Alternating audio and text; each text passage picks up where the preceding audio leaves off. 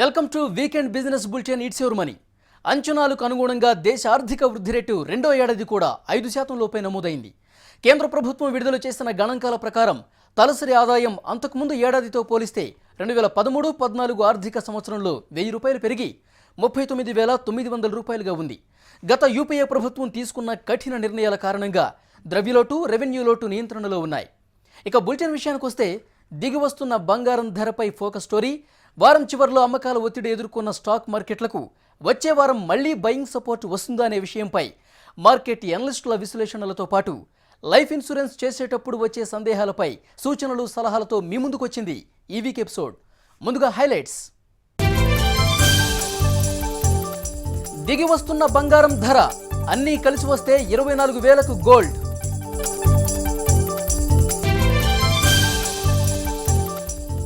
%5 పరిమితమైన ఆర్థిక వృద్ధి రేటు, నియంత్రణలో రెవెన్యూ, ద్రవ్యలోటు. అమ్మకాల ఒత్తిడిలో స్టాక్ మార్కెట్లు, ఆర్బీఐ మానిటరీ పాలసీ కోసం వెయిట్ చేస్తున్న ఇన్వెస్టర్లు. జీవిత బీమాపై అవగాహన అంతంత మాత్రమే, అశ్రద్ధ పనికిరాదంటున్న అడ్వైజర్లు. బంగారం, గోల్డ్, సోనా ఎవరి నోట చూసినా ఇదే మాట. ఆడవాళ్ల చర్చలన్నీ దీనిపైనే. ఎప్పుడెప్పుడు పసిడి ధరలు తగ్గుతాయని ఎదురు చూస్తున్న వారందరికీ శుభవార్తే. పుత్తడి ధరలు తగ్గుతున్నాయి. గత 2 రోజుల్లోనే దాదాపు ₹1,000కు పైగా తగ్గిన బంగారం ధర భవిష్యత్తులో మరింత దిగి వస్తుందని బులియన్ వర్గాలు అంచనా వేస్తున్నాయి. ప్రజల్లో పెరుగుతున్న గోల్డ్ మేనియాపై ఈ వారం ఫోకస్ స్టోరీ.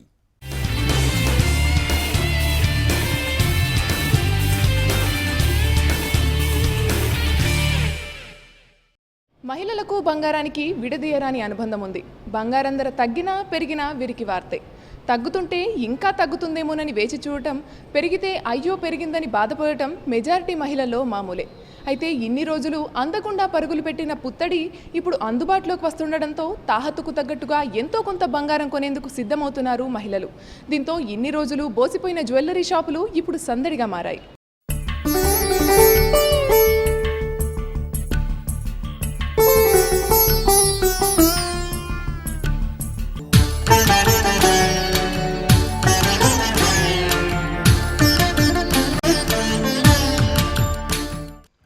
మన పండగలు, పెళ్లిళ్లు ఇలా అన్నింటిలో బంగారానిదే ముఖ్య పాత్ర. మహాలక్ష్మికి ప్రతిరూపంగా పుత్తడిని భావిస్తారు. ఏడాదిన్నర కిందట 34,000 రూపాయలకు చేరుకుని ఆల్ టైమ్ హైని టచ్ అయిన బంగారం మళ్లీ సామాన్యుణ్ణి కనికరించి దిగుతూ వస్తోంది. అయితే ఇప్పటికీ సామాన్యుడు కొనుగోలు చేసేంత అందుబాటులోకి మాత్రం బంగారం రాలేదని చెప్పాలి.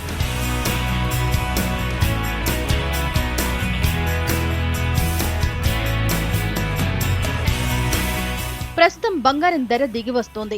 వారం రోజుల్లోనే సుమారు ₹2,000 స్థాయిలో దిగివచ్చి బంగారం ప్రియుల్లో ఆశలు రేకెత్తిస్తోంది. దీంతో ఇన్ని రోజులు కొనుగోళ్లు లేక వెలవెలబోయిన బంగారం షాపులు ఇప్పుడు కస్టమర్ల హడావుడితో సందడిగా మారాయి. గత 3 నెలలుగా పెళ్లిళ్ల సీజన్ ఉన్నా కూడా ఎలక్షన్స్ టైం కావడంతో పాటు బంగారం దిగుమతులు తగ్గి ధర కూడా ఎక్కువ ఉండడంతో ఆశించిన స్థాయిలో కొనుగోళ్లు జరగలేదంటున్నారు జ్యువెలరీ షాప్ యజమానులు. 1 మంత్లో మనం 1 మంత్కి ఈరోజు కానీ చూస్తే గోల్డ్ రేట్కి వచ్చి 22 క్యారెట్ మీద ₹240 గ్రాముకి తగ్గింది. ఈ సంవత్సరం రియల్గా చెప్పాలంటే అక్షయ తృతీయకి మనకి సేల్ తక్కువగానే ఉంది. కానీ అక్షయ తృతీయ అప్పుడు కూడా అయితే ఒకటి ఇంత గోల్డ్ రేట్ తగ్గినా కానీ బట్ అందరూ అనుకుంటారు ఇప్పుడు గోల్డ్ రేటు తగ్గింది, సేల్ ఎక్కువ ఉంటుంది అనుకుంటున్నారు. బట్ కస్టమర్లు ఏమనుకుంటున్నారంటే ఇంకా రేటు తగ్గుతుందేమో, ఎందుకంటే ఇప్పుడు గవర్నమెంట్ డెసిషన్ వల్ల ఇంకా రేటు తగ్గుతుందేమో అని కస్టమర్లు అందరూ ఎదురు చూస్తున్నారు. కేంద్రంలో స్ట్రాంగ్ గవర్నమెంట్ ఏర్పడడంతో స్టాక్ మార్కెట్లు జోరందుకుని ఆల్ టైమ్ హైని టచ్ చేశాయి. దీంతో ఇన్వెస్టర్ల చూపంతా స్టాక్ మార్కెట్ పైనే ఉంది. దీంతో బంగారంలో పెట్టుబడులు తగ్గి డిమాండ్ పడిపోయింది. దేశీయంగానే కాకుండా అంతర్జాతీయంగా కూడా పసిడికి డిమాండ్ తగ్గింది. దీంతో పాటు డాలర్తో పోలిస్తే రూపాయి మారకం విలువ రోజురోజుకు బలపడుతోంది. వీటన్నింటి వల్ల పసిడి ధరలు తగ్గుముఖం పడుతున్నాయి.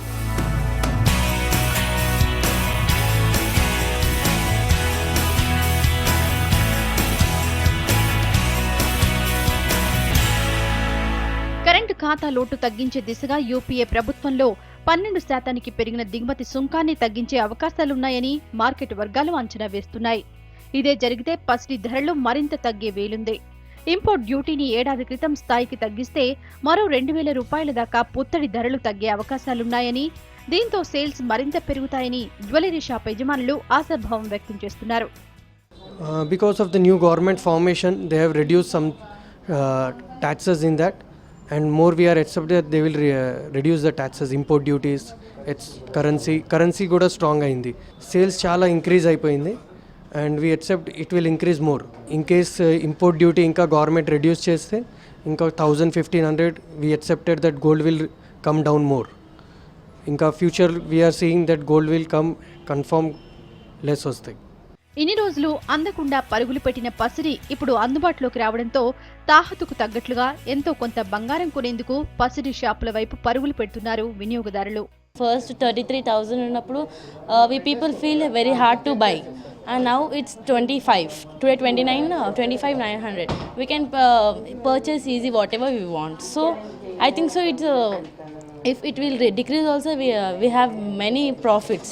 So it should be decreased, and we people feeling very happy to decrease. చాలా సంతోషంగా ఉంది, ఇంకా కొనాలని అనిపిస్తుంది. ఇప్పుడు తగ్గిందని కొనడానికి వచ్చినాం మేము. ప్రస్తుతం హైదరాబాద్లో 24 క్యారెట్ల ప్యూర్ గోల్డ్ ధర 27,200 రూపాయలు కాగా 22 క్యారెట్ల ఆర్నమెంట్ బంగారం ధర 25,900 రూపాయలుగా ఉంది. ఇక కిలో వెండి ధర 40,200 రూపాయలు.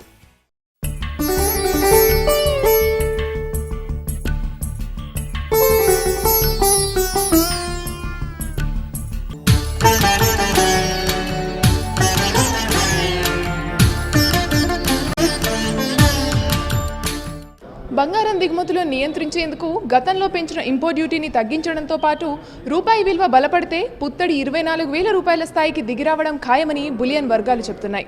ప్రస్తుత పరిస్థితుల్లో గోల్డ్ కొనే కంటే కొద్ది కాలం ఆగితేనే మంచిదని సూచిస్తున్నాయి మార్కెట్ వర్గాలు. కెమెరా పర్సన్ మహేష్తో శృతి, V6 న్యూస్, హైదరాబాద్.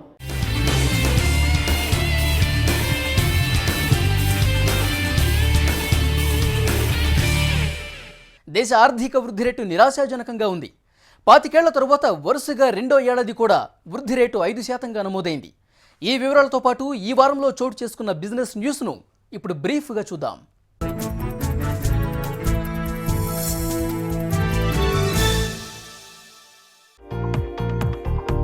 భారత ఆర్థిక వృద్ధి స్తబ్దుగానే నమోదైంది. వరుసగా రెండో ఏడాది కూడా 5% దిగువకే పరిమితమైంది. అయితే కేంద్రంలో స్థిర ప్రభుత్వం ఏర్పడటంతో విశ్వాసం పెరిగి తిరిగి దేశం వృద్ధిబాటున పడుతుందని పారిశ్రామిక వర్గాలు అంచనా వేస్తున్నాయి. 2013-14 గాను ఎకానమీ గ్రోత్ 4.7%గా నమోదైంది. తయారీ, గనుల ఉత్పత్తిలో క్షీణతే దీనికి కారణం. ప్రస్తుత ఆర్థిక సంవత్సరంలో ద్రవ్యలోటు జీడీపీలో 4.5%గా నమోదైంది. ద్రవ్యలోటును 5.25 లక్షల కోట్ల రూపాయలుగా అంచనా వేయగా అది 5.08 లక్షల కోట్లకే పరిమితమైంది.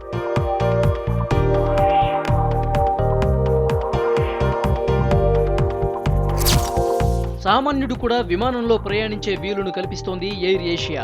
దేశీయ విమాన మార్కెట్లోకి కొత్తగా అడుగుపెడుతున్న చౌక విమానయాన సంస్థ ఎయిర్ ఏషియా సంచలనాత్మక ఛార్జీలను ప్రకటించింది.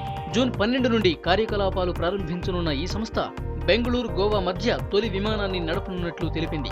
బెంగళూరు, గోవా మధ్య పన్నులతో కలిపి కేవలం 990 రూపాయలు మాత్రమే ఛార్జ్ చేయనుంది. త్వరలోనే 10 విమానాలతో 10 నగరాలకు తమ సేవలను విస్తరించనుంది. ఎయిర్ ఏషియా నిర్ణయంతో మిగతా కంపెనీలు కూడా ధరలు తగ్గించే పనిలో పడ్డాయి.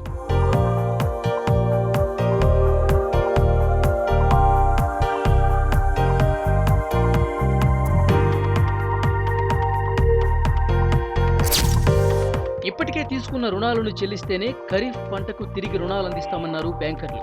ఇందుకుగాను ప్రభుత్వం నుండి కనీస హామీ అయినా రావాలన్నారు. 182వ రాష్ట్ర స్థాయి బ్యాంకర్ల సమితి సమావేశంలో రుణమాఫీపై ప్రధానంగా చర్చ జరిగింది. అధికారంలోకి వచ్చిన పార్టీలు రుణమాఫీపై హామీ ఇవ్వడంతో రైతులు గంపెడాశలు పెట్టుకున్నారు. దీంతో రుణమాఫీతో పాటు ఖరీఫ్ పంట రుణాలపై చర్చ జరిపారు బ్యాంకర్లు.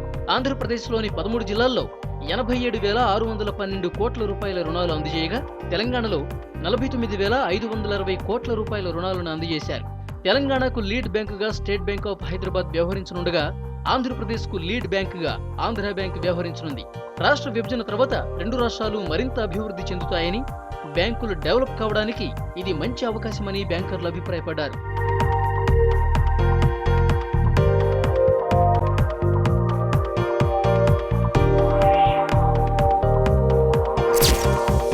టూ వీలర్ తయారీ సంస్థ సుజుకి గేర్లెస్ స్కూటర్ సెగ్మెంట్లో మరో కొత్త స్కూటర్ను మార్కెట్లో విడుదల చేసింది. యూత్ టార్గెట్గా లెట్స్ పేరుతో లాంచ్ చేసిన ఈ వెహికల్ను తేలిగ్గా డిజైన్ చేసినట్లు company executive vice president Atul Gupta తెలిపారు. 110cc ఇంజిన్, 98 kgs అతి తక్కువ బరువు, సెప్ ఇంజిన్ టెక్నాలజీ లెట్స్ ప్రత్యేకతలు. సుజుకి నుండి ఇప్పటికే ఆసెస్ 125 స్కూటర్ మార్కెట్లో ఉన్న లెట్స్ ను పర్సనల్ సెగ్మెంట్ లో లాంచ్ చేస్తున్నట్లు company executive vice president Atul Gupta తెలిపారు. లీటర్కు 63 కిలోమీటర్ల మైలేజీనిచ్చేలా డిజైన్ చేశామన్నారు అతుల్. 5 రంగుల్లో అందుబాటులో ఉన్న సుజుకి లెట్స్ ఎక్స్ షోరూమ్ ధర 45,000 రూపాయలు.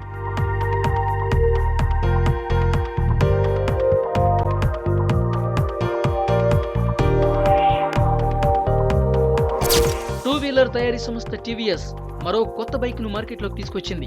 ఇప్పటికే మార్కెట్లో ఉన్న స్టార్ సిటీకి అడ్వాన్స్డ్ ఫీచర్స్ తో పాటు సరికొత్త డిజైన్ ను జత చేసి స్టార్ సిటీ ప్లస్ ను లాంచ్ చేసింది టీవీఎస్.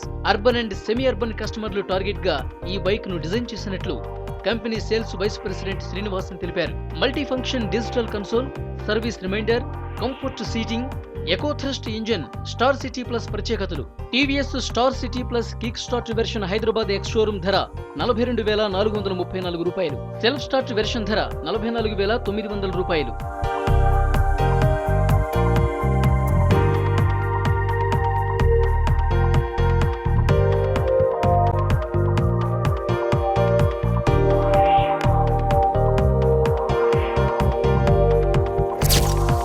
ప్రభుత్వ రంగ మైనింగ్ కంపెనీ ఎన్ఎండిసి ప్రోత్సాహకర ఫలితాలు ప్రకటించింది.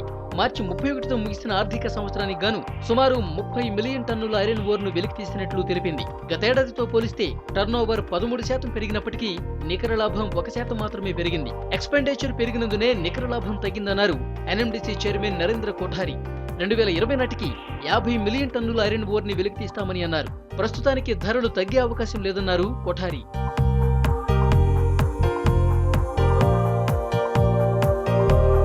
Real estate search engine portal Redial ఇండియాలోనే మొదటిసారిగా voice based service toll free నెంబర్ను లాంచ్ చేస్తున్నట్లు తెలిపింది. రియల్ ఎస్టేట్ కు సంబంధించిన అన్ని రకాల సమాచారాన్ని ఈ టోల్ ఫ్రీ నెంబర్ కు ఫోన్ చేసి తెలుసుకోవచ్చని సంస్థ సీఈఓ వెంకటరమణ తెలిపారు. ఈ ఏడాది ₹1 కోటి టర్న్ ఓవర్ లక్ష్యంగా పెట్టుకున్నట్లు చెప్పారు. హైదరాబాద్ లో రియల్ ఎస్టేట్ అభివృద్ధికి ఎంతో అవకాశం ఉందని అన్నారు వెంకటరమణ. స్థలాలను, ఇళ్లను కొనాలనుకున్న వారికి డ్రోన్ క్యాప్చర్ విధానం ద్వారా ఏరియల్ వ్యూ వీడియోస్ ని అందించడం తమ ప్రత్యేకత అని చెప్పారు.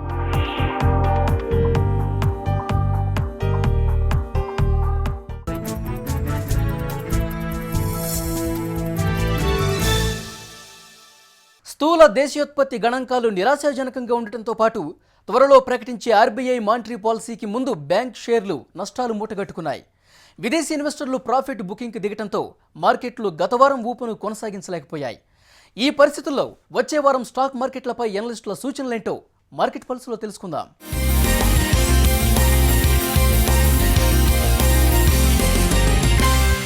ప్రధానమంత్రి గారి ప్రమాణ స్వీకారం రోజు నుంచి మనం గమనిస్తే మార్కెట్లో ఆ జోరు తగ్గింది.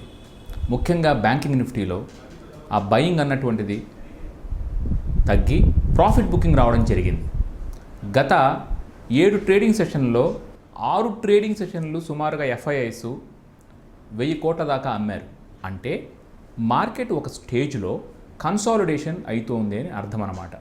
ఊహాగానాలు ఏమేమో జరుగుతాయి, ఇంకేదో విపరీతమైన అభివృద్ధి కనిపిస్తుంది అన్నటువంటి ఆ యుఫోరియా అంటే అత్యుత్సాహము అన్నటువంటిది కొద్దిగా తగ్గి ప్రతి ఒక్క విషయాన్ని కూలంకుషంగా చర్చించుకొని ఇన్వెస్ట్మెంట్ డెసిషన్స్ తీసుకోవడం అన్నటువంటిది ఇప్పుడు జరగబోతుంది. ప్రముఖమైనటువంటి అన్ని కంపెనీల ఆర్థిక ఫలితాలు పూర్తిగా వచ్చేసాయి. వాటిని విశ్లేషించడం కూడా జరిగింది. ఈ యొక్క బుల్ రన్లో స్టేట్ బ్యాంక్ ఆఫ్ ఇండియా లాంటివి ఉత్సాహమైనటువంటి ఫలితాలు ఇవ్వకపోయినప్పటికీ కూడా ఆ షేర్లు పెరిగాయి. సాధారణంగా మార్కెట్లో ఏమవుతుందనంటే వచ్చే 3 ఏళ్లలో అభివృద్ధి ఎలా ఉంటుంది అన్నటువంటి అంచనాల మీద మార్కెట్లో కొనుగోళ్లు మొదలవుతాయి. ఆ విధంగా కనుక గమనిస్తే ఇది కేవలము కన్సాలిడేషన్ ఫేజే. అంటే వచ్చినటువంటి విపరీతమైన ప్రాఫిట్స్ని అందరూ బుక్ చేసుకొని ఆ డబ్బుల్ని ఏ విధంగా ఏ సెక్టార్లో ఆర్థిక ఫలితాలు బట్టి, అంచనాలను బట్టి, అభివృద్ధిని బట్టి పెట్టాలా అన్నటువంటి నిర్ణయం తీసుకోవడం ఇక మీదట రాబోయే రోజుల్లో జరుగుతుంది. దీనికి ముఖ్యమైనటువంటి ప్రాతిపదిక వచ్చే నెలలో మన కొత్త గవర్నమెంట్ పెట్టబోయే బడ్జెట్లో ఏ విధమైనటువంటి అంచనాలు, అదేవిధంగా ఏ విధమైనటువంటి వ్యయము, ట్యాక్సులు ఇవన్నీ ఉంటాయి అన్నటువంటి దాని మీద మార్కెట్ పూర్తిగా ఆధారపడి ఉంటుంది. ప్రస్తుతానికి గనక గమనిస్తే ఎఫ్ఐఎస్ వచ్చినటువంటి ప్రాఫిట్స్ని బుక్ చేసుకొని ఏ సెక్టార్లో కూడా పెట్టకుండా, దాన్ని మళ్ళీ బయటికి తీసుకోకుండా తమ దగ్గరే పెట్టుకొని ఆపర్చునిటీ కోసం వెయిట్ చేస్తున్నట్టుగా అనిపిస్తోంది. మార్కెట్ ఇక్కడ నుంచి ఏ మాత్రం పాజిటివ్ సిగ్నల్స్ వస్తే ముందుకు వెళ్ళడమే జరుగుతుంది. నిఫ్టీకి 7,500 దగ్గర విపరీతమైనటువంటి రెసిస్టెన్స్ ఉంది. ఆ రెసిస్టెన్స్ని కనుక అధిగమిస్తే నిఫ్టీ అక్కడి నుంచి ఇంకా విపరీతంగా పెరిగిపోయే ఛాన్సులు ఉన్నాయి. కానీ ఇది వెంటనే జరగకపోవచ్చు. నేను ఒక సంవత్సరం లాంగ్ టర్మ్ విషయంలో మాట్లాడుతున్నాను. వచ్చే వారానికి గనక గమనిస్తే మార్కెట్లో మళ్ళీ బ్యాంకింగ్ నిఫ్టీలో ప్రాఫిట్ బుకింగ్ రావచ్చు. నిఫ్టీ ఒక 150 పాయింట్ల రేంజ్తో, బ్యాంకింగ్ నిఫ్టీ ఒక 500 పాయింట్ల రేంజ్తో మాత్రమే కదలాడే ఛాన్సెస్ ప్రస్ఫుటంగా వచ్చే వారం కనిపిస్తున్నాయి. చిన్న మదుపుదారులు కూడా మంచి స్క్రిప్ట్స్ అంటే ఎస్ బ్యాంక్ కానీ, కోటక్ మహీంద్రా బ్యాంకు కానీ, అదేవిధంగా పిఎస్యులో కెనరా బ్యాంకు కానీ తీసుకొని రీజనబుల్గా ప్రాఫిట్ వస్తే బుక్ చేసుకొని మళ్ళీ కిందకు వచ్చినప్పుడు కొనుక్కోవడం మంచిది. అదేవిధంగా ఫార్మాలో రిజల్ట్స్ని బట్టి అరవిందో ఫార్మా, సన్ ఫార్మా కూడా ఒక 6 నెలల నుంచి సంవత్సరం కాలానికి కొనుక్కోవచ్చు.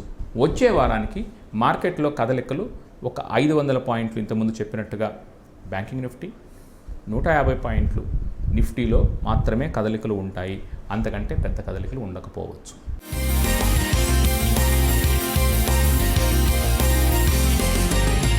లైఫ్ ఇన్సూరెన్స్ పాలసీ తీసుకునే ముందు వేటిని పరిగణలోకి తీసుకోవాలి? పాలసీని సేవింగ్ కోసం చేయాలా, లేక అనుకోకుండా ఏదైనా జరిగితే కుటుంబం ఇబ్బందులు పడకుండా ఉండేందుకు తీసుకోవాలా? ఇలా జీవిత బీమా పాలసీ తీసుకునే వారంతా ఆలోచించేదే. ఇలాంటి పలు సందేహాలపై మీ పర్సనల్ ఫైనాన్స్ అడ్వైజర్ వెల్త్ మేనేజ్మెంట్లో సలహాలు, సూచనలు చూద్దాం.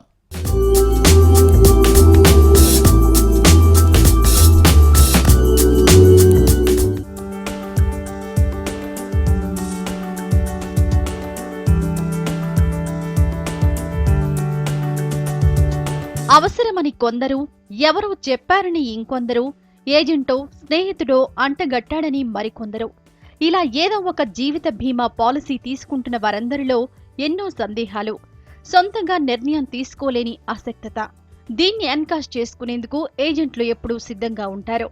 ఇన్కమ్ ట్యాక్స్ సేవ్ చేసుకోవచ్చనో, ఇన్సూరెన్స్తో పాటు రిటర్న్స్ బాగా వస్తాయనో చెప్పి కమిషన్ ఎక్కువ వచ్చే పాలసీని అంటగట్టడంలో ఏజెంట్లు ఆరితేరారు. ఇక్కడే మీరు ఆలోచించి నిర్ణయం తీసుకోవాలి.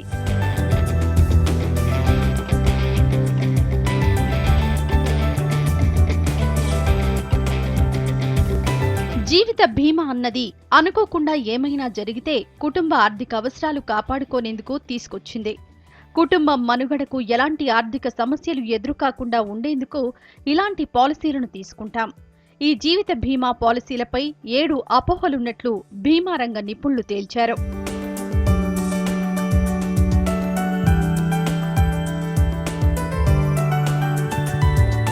లైఫ్ ఇన్సూరెన్స్ అనేది జీవితానికి ఒక ధీమా ఉండేందుకు ప్రవేశపెట్టింది. ఇది మనకెందుకు, మనం బాగానే ఉన్నాం కదా, ఎప్పుడో ఏదో అవుతుందని ఇప్పుడెందుకు డబ్బు కట్టాలి అనుకునేవారే ఎక్కువ. అయితే ఇది సరైంది కాదు. భవిష్యత్తు ఎలా ఉంటుందో ఊహించడం ఎవ్వరి వల్ల కాదు. మరోవైపు ఈ జీవిత బీమా పాలసీ ఎక్కువ డబ్బుతో కూడుకున్న వ్యవహారం, ఇది వేస్ట్ అనే కారణంతో పాలసీ వద్దంటారు. ఇది అపోహే. ఎందుకంటే చాలా తక్కువ ప్రీమియంతో ఎక్కువ రిస్క్ అంటే ఏదైనా జరిగితే ఎక్కువ మొత్తం కుటుంబానికి డబ్బు చెల్లించే పాలసీలెన్నో ఉన్నాయి. ఇందులో టర్మ్ పాలసీలు ఒకటి. అనుకోకుండా ప్రమాదం జరిగి లేదా ఇతర కారణాలతో మరణిస్తే చెల్లించే ప్రీమియంకు అనుగుణంగా పాలసీ మొదట్లో హామీ ఇచ్చిన మొత్తం వెంటనే కుటుంబ సభ్యులకు చెల్లిస్తారు.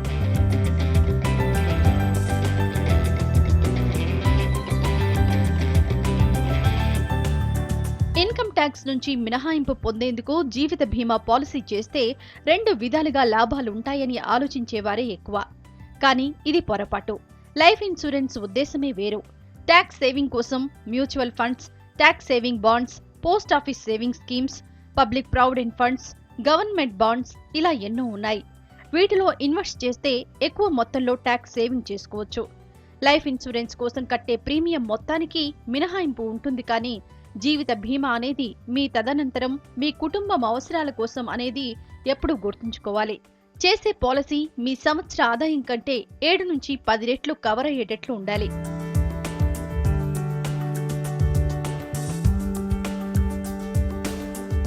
చదువు పూర్తయి ఇప్పుడే ఉద్యోగంలో చేరారా, లేదా కొత్తగా వ్యాపారం మొదలుపెట్టారా? మీరు తప్పకుండా జీవిత బీమా చేయండి. మామూలుగా నడి వయసు తరువాత అనారోగ్యం వల్లనో ఇతర కారణాల వల్లనో అకస్మాత్తుగా మరణించే అవకాశాలు ఎక్కువుంటాయి. అలాంటి వారే జీవిత బీమా చేయాలి, కానీ యువతకు లైఫ్ ఇన్సూరెన్స్ అవసరం లేదు అనేది సరైంది కాదు. కొత్తగా పెళ్లైన వారికి ఇది మరీ ముఖ్యం.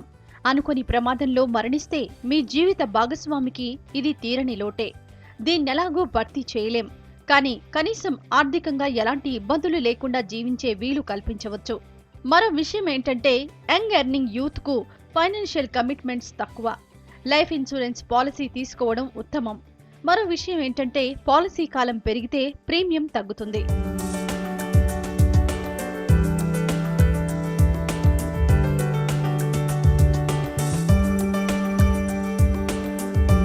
ప్రభుత్వ ఉద్యోగులకు కానీ ప్రైవేట్ కంపెనీలో పనిచేస్తున్న వారికి వారి వారి యాజమాన్యాలు ఇన్సూరెన్స్ సౌకర్యం కల్పిస్తాయి.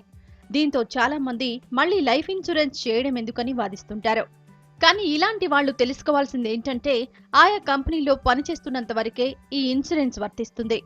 సొంతంగా లైఫ్ ఇన్సూరెన్స్ చేస్తే మిగతా వారి మీద ఆధారపడాల్సిన అవసరం ఉండదు. రిటైర్ అయిన తరువాత మెడికల్ ఇన్సూరెన్స్ చేసేందుకు కంపెనీలు అంగీకరించవు. ఉద్యోగంలో చేరిన కొత్తలోనే ఇలాంటి ఇన్సూరెన్స్ చేస్తే మలి వయసులో వైద్యం కోసం అవసరమైన ఖర్చులు తగ్గుతాయి.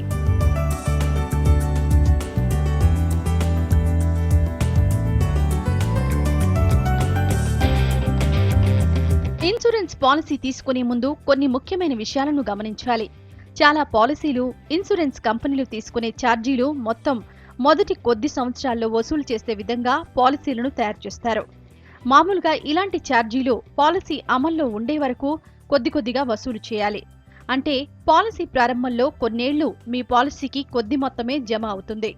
దీంతో మీరు నష్టపోయే అవకాశాలున్నాయి. మీరు చేయాల్సింది open ended unit linked insurance policy తీసుకుంటే మంచిదే. పాలసీ చేసే ప్రతిసారి గుర్తుంచుకోవాల్సింది, లాంగ్ టర్మ్ లైఫ్ ఇన్సూరెన్స్ పాలసీలు ఎప్పుడూ లాభమని.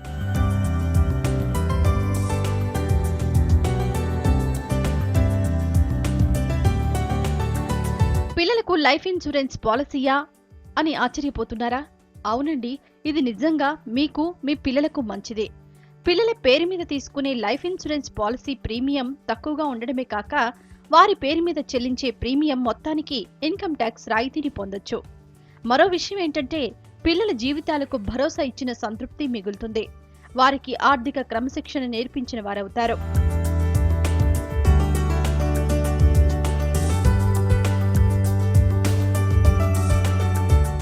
మీ ఫ్రెండ్సో మీ బంధువో బలవంతం చేశారని లైఫ్ ఇన్సూరెన్స్ పాలసీ తీసుకునే ముందు 1-2 సార్లు ఆలోచించండి. మీరు తరచూ వెళ్లే బ్యాంకుల్లో కూడా బిజినెస్ అసోసియేట్స్ మీరు ఇన్సూరెన్స్ పాలసీ చేయండి అంటూ ఒత్తిడి చేయడం మీకు ఇప్పటికే అనుభవంలోకి వచ్చే ఉంటుంది. ఎవరు చెప్పినా మీకు ఏ పాలసీ అవసరమో దాన్నే తీసుకోండి. ఆన్లైన్లో టర్మ్ ఇన్సూరెన్స్ పాలసీ తీసుకునే సౌకర్యం అందుబాటులోకి వచ్చింది. ఇవి ఏజెంట్ ద్వారా తీసుకునే పాలసీల కంటే 50% ప్రీమియం తగ్గుతుంది.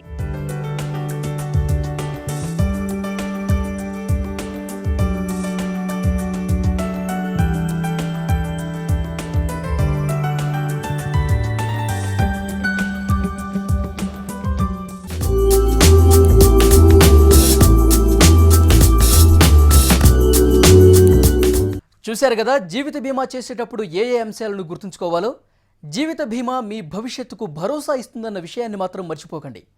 So get insured now. ఇవి ఈ వారం ఇట్సోర్ మనీ విశేషాలు. వచ్చే వారం మరిన్ని ఇంట్రెస్టింగ్ బిజినెస్ న్యూస్తో మళ్ళీ కలుద్దాం. Till then bye, have a nice weekend. This is Wali signing of.